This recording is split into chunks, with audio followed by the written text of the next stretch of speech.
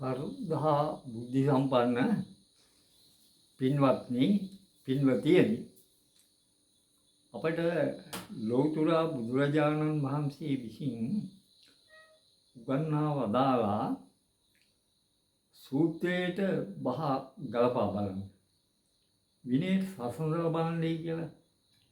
එතකොට මේ පරිනිබ්බාන සූත්‍රයේ ඇසුරෙන් පෙන්වුම් කරන කාරණා පැහැදිලි කරලා දීලා ඊට පස්සේ ඒක අපේ උරුමයන්ට බලපාන හැටිත් ඒ සඳහා අපට ඇතිවන අභිමානවත් භාවයත් පෙන්වුම් කරන්න තමයි මේ කරුණු කාරණා මේ විදිහට කියාගෙන පැහැදිලි කරගෙන යන්නේ.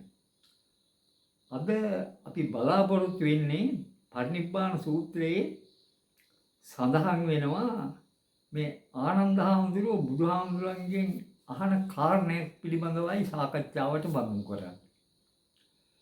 කොහොමද ආනන්ද හාමුදුරුවෝ අහන්නේ? ස්වාමීනි, අපි තථාගතයන් වහන්සේගේ ශ්‍රී දේහය කෙරෙහි කෙසේ පිළිපදිමුද? ආනන්ද, ඔබ තථාගතයන්ගේ ශරීරය පූජාව සඳහා ව්‍යාවෘත නොවන්න. ඔබ සදාර්ථය හෙවත් අරහත්ත්වයේ සඳහා වෑයම් කරන්න. සදාර්ථයේ යෙදෙන්න. අප්‍රමාදව කෙලෙස් තවන වීර්යයෙන් යුතුව කාය ජීවිත නිරපේක්ෂව සදාර්ථයේ යෙදී වසන්න. ආනන්ද, තථාගතයන් කෙරෙහි ඉතා පැහැදුණු ශාස්ත්‍රීය පණ්ඩිතයෝද බ්‍රාහ්මණ පණ්ඩිතයෝද ගෘහ පණ්ඩිතයෝද ඇත. ඔවුහු තථාගතයන්ගේ ශරීර පූජාව කරන්නා වූය. ස්වාමීනි, තථාගතයන් වහන්සේගේ ශ්‍රී දේහය කෙරෙහි කෙසේ පිළිපැදිය යුතුද? ආනන්ද, යම්සේ සක්විති රජුගේ මළ සිරුර කෙරෙහි පිළිපැදිය යුතුද, එසේ තථාගතයන්ගේ සිරුර කෙරෙහි පිළිපැදිය යුතුය. ස්වාමීනි, සක්විති රජුගේ මළ සිරුර කෙරෙහි කෙසේ පිළිපදිද්ද? ආනන්ද, සක්විති රජුගේ මළ සිරුර අලුත් වස්ත්‍රයෙන් වෙලා නෙළු කපු පුළුන් වලින් වෙලා මේ ක්‍රමයෙන් පුළුන් කට්ටල යුග 500කින් සක්විති රජුගේ මළ සිරුර වෙලා රුවන් තෙල් දෙරණක බහා අනික් රුවන් පියනකින් වසා සියලු සුවඳ දරින් සෑයක් කොට සක්විති රජුගේ මළ සිරුර දවත්. ඊළඟට සතරමන් සංධියක සක්විති රජුගේ තූපය කරවනවා. ආනන්ද, සක්විති රජුගේ මළ සිරුර කෙරෙහි මෙසේ පිළිපදි. ආනන්ද, යම්සේ සක්විති රජුගේ මළ සිරුර කෙරෙහි පිළිපදිද්ද, එසේම තථාගතයන්ගේ මළ සිරුර කෙරෙහිද පිළිපැදිය යුතුය. සතරමන් සංධියක තථාගතයන්ගේ තූපය කරවිය යුතුය. එහි යම් කෙනෙක් මල් හෝ සුවඳ කුඩු තබන්නාහුද, හෙවත් පුදන්නාහුද, වඳින්නාහුද, සිත හෝ පහදන්නාහුද, එය ඔවුන්ට දිගු කලක් හිතසුව පිණිස පවතින්නේය. ආනන්ද, තූපාරහ දාගැබ් කරවා ගරු කළ යුතු පුද්ගලයෝ 4 දෙනෙක්. ඒ 4 දෙනා කවරහුද? තථාගත වූ අරහත් වූ සම්්‍යක් සම්බුදුහු තූපාරහය. පසේ බුදුහු තූපාර්ය. තථාගත ශ්‍රාවකයා තූපාරහය. සක්විති රජු තූපාර්ය.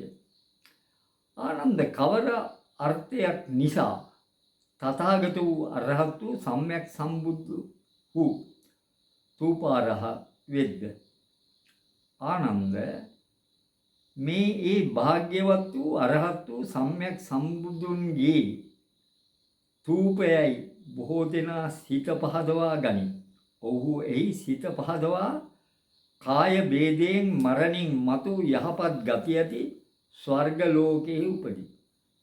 ආනන්ද, මේ අර්ථය නිසා තථාගත වූ අරහත් වූ සම්්‍යක් සම්බුදු තූපාරහ වේ.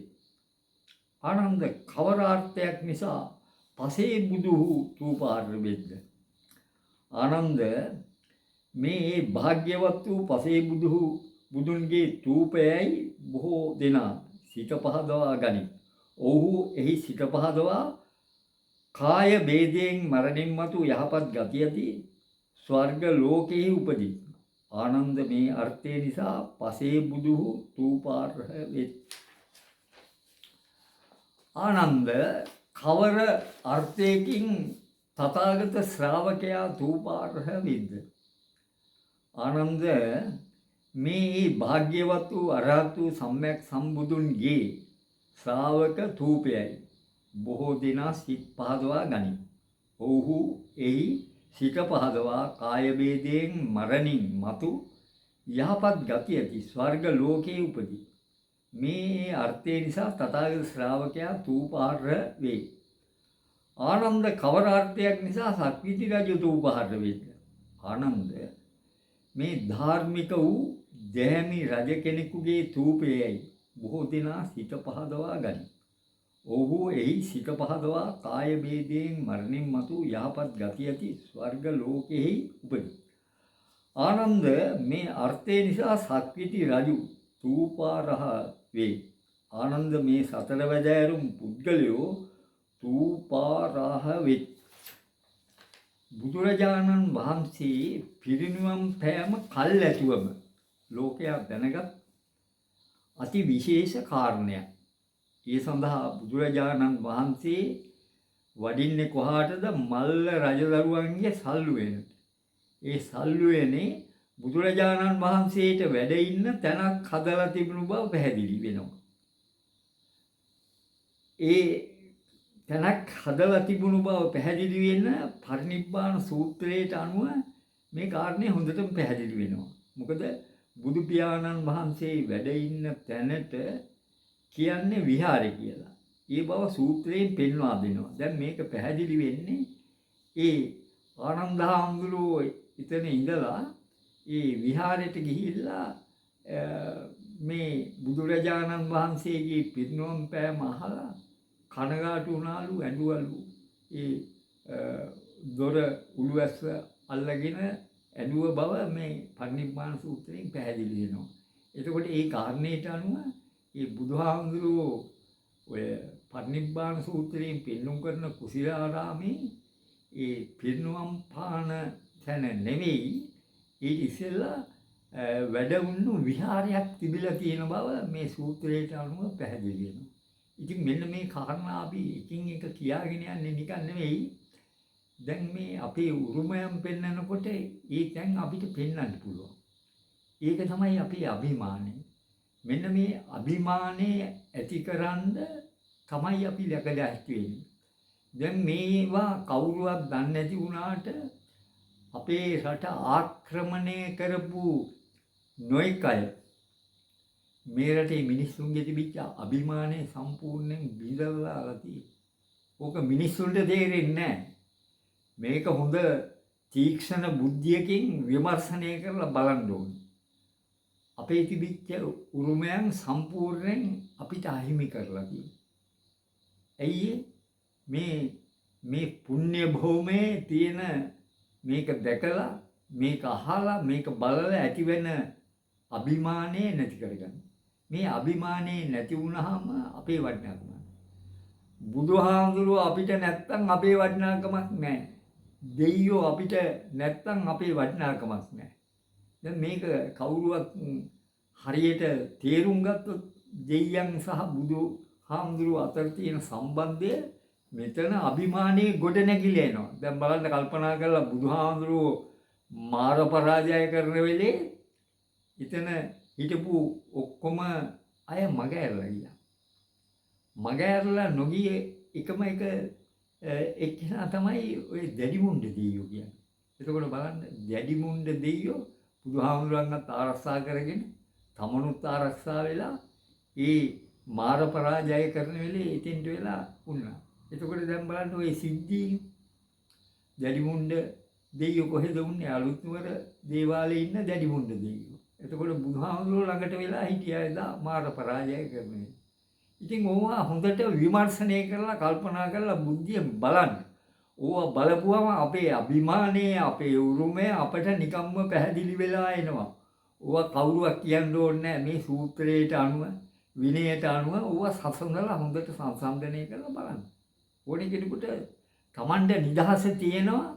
විමර්ශනාත්මකව සිතෙන් කල්පනා කරලා හිතලා බලලා බුද්ධිමත්ව මේක කාට අයිති දෙයක්ද, මේක කාගේ දෙයක්ද, මේක කොහොමද සිද්ධ වුනේ, කොතනද සිද්ධ වුනේ කියන මෙන්න මේ කාරණා හොඳට නිරීක්ෂණය කරලා බලන්න. නිරීක්ෂණය කරලා බලලා අපේ අභිමානය තමයි බුදුහාමුදුරු, අපේ අභිමානය තමයි දෙයියෝ.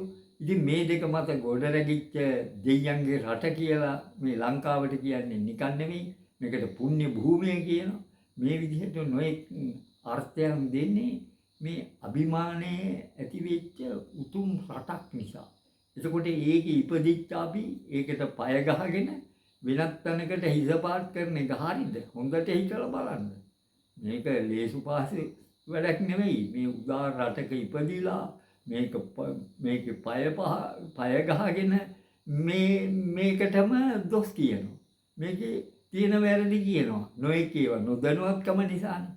එතකොට අපිම නේද පිරිහෙන්නේ. අන්නේ தත්ත්වයකටපත් වෙන්න එපා. හැම කෙනෙක්ම උත්සාහ කරන්න තමන් උපන් රටේ අයිතිය, උරුමය, ශ්‍රේෂ්ඨත්වය නිතරම ඉදිරිපත් කරලා කතා කරන්න ඕනේ. ඒක පල්ලෙහාට දාලා ඒක පාගගෙන කතා කරනවා නම් අපේ වටිනාකම නැහැ. අපේ වටිනාකම තියෙන්නේ ඔන්න ඔතන. ඕක රැකෙන විදිහට හැම කෙනෙක්ම කතා කරන්න ඉගෙන ගන්න ඕනේ. ඒක තමයි පළවෙනි ඉගෙන ගැනීම. ඕක ඉගෙනගෙන ඔතන හිටන් දිගට මේක හදාරාගෙන යනකොට අපේ තියෙන ශ්‍රේෂ්ඨත්වය, අපේ තියෙන වටිනාකම සියලු දෙනාට තේරුම් ගන්න පුළුවන් වෙනවා. හැබැයි සූත්‍රයේට, විනයට සසඳලා බලලා තමයි ඔය හැම කාර්යයක්ම අපි ඉදිරිපත් කිරීමට බලාපොරොත්තු වෙන්නේ.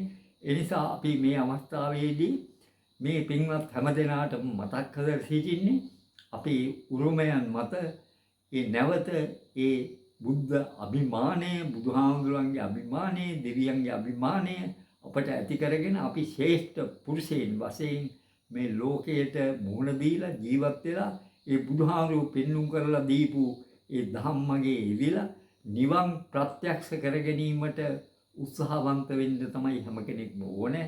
ඒ නිසා හැම දිනාටම මේ උත්සාහය ගන්න අපි ආශිර්වාදය කරනවා. හැම දිනාටම ඒ උත්සාහයේ සාර්ථක ප්‍රතිඵල ලැබිලා ඔය හැම දෙනෙක්ම නිවීමට හේතු වාසනා වේවා. ඒ සෑම දිනාටම නිවන් ප්‍රත්‍යක්ෂ කර ගැනීම සඳහා ශක්තිය, ධෛර්යය, වාසනාව, වාග්ය එකසේ උදා වේවා කියලා අවසාන වශයෙන් ප්‍රාර්ථනා කරනවා. ඔබ සෑම දිනාටම තෙරුවන් සරණයි, කරුණාවයි.